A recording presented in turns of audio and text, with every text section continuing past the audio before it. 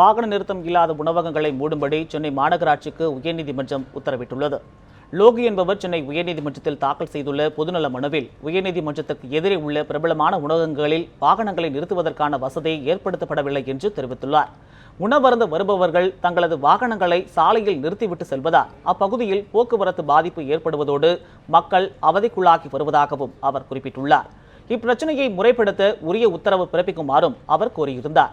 இந்த வழக்கை விசாரித்த தலைமை நீதிபதி எஸ்.கே. கவுல், நீதிபதி எம். சுந்தர் ஆகியோர் அடங்கிய அமர்வு இந்த வழக்கு கடந்த 3 ஆண்டுகளாக நிலுவையில் உள்ள போதிலும் அந்த உணவகங்கள் இதுவரை வாகனங்களை நிறுத்துவதற்கான ஏற்பாடுகள் செய்யாததால் இதற்கும் மேல் காத்திருக்க முடியாது என தெரிவித்தனர்.